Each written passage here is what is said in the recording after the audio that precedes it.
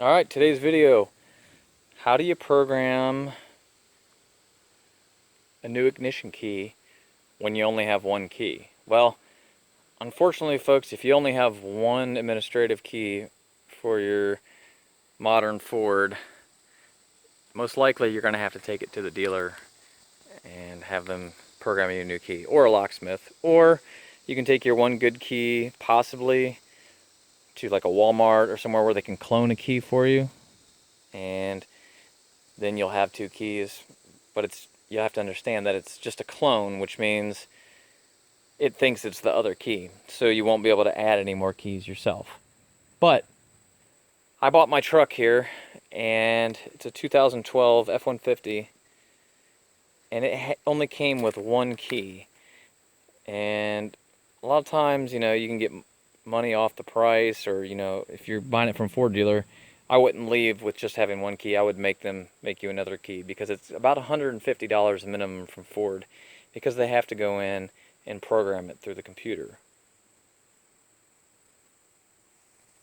But I got lucky, and the reason I got lucky is because my truck has an aftermarket Viper remote starter, and this should work with any kind of aftermarket or possibly even factory add-on remote starter system if you have one, because the remote starter essentially has its own version of an electronic key that has its own chip and everything. In essence, it mimics that for the vehicle in order to start it when you don't have your keys in here. So let me show you how you can do this with just one key.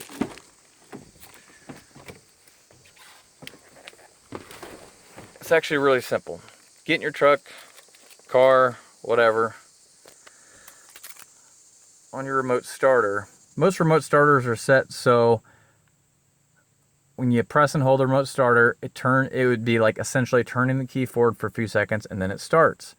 Well, the process of adding a key is just putting one of your admin keys in, turning it forward for a second, turning it back off, putting the second one in, turning it forward for a second, putting it back off, and then taking your new third unprogrammed key, putting it in, and turning it, and then starting the vehicle.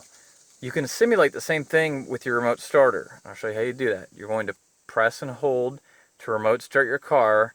As soon as you think it's about to start, tap the brake to shut off the remote starter. That will simulate your first key. Then we're going to immediately take our one good key, stick it in the ignition, turn it to on, do not start it, just turn it to on, leave it there for a second, turn it back to off, pull it out, wait 3 seconds, and we will stick in our new unprogrammed key. Turn it on, let it sit. Sometimes the horn will honk. In my case, in my truck, the locks cycle twice. So I'll show you what it looks like. Alright, press and hold remote start. Hear the dashboard light up. Okay, press the brake, shuts off. Alright, take our one good key, stick it in, turn it forward. As soon as it starts to boot up, get out.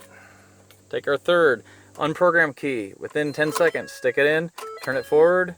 The locks will cycle twice, your horn may honk depending on the vehicle. There you go. There's your third key. And that works. And the reason why it works is because your remote starter is programmed as an administrative key, just like a regular key. So it is essentially like you have two keys. Anyway, hope this helps some of you save a trip to the dealer. The minimum you're going to pay is $50 for a clone key, so maybe this will help you out. One of these keys right here, this is actually from the Ford dealer, was $30, and that was cut. You can get them much cheaper on eBay, usually around $20, but to me it's worth it to have the Ford key. And in my case, I needed an 80-bit key, and it says SA on the key itself. That's how you know.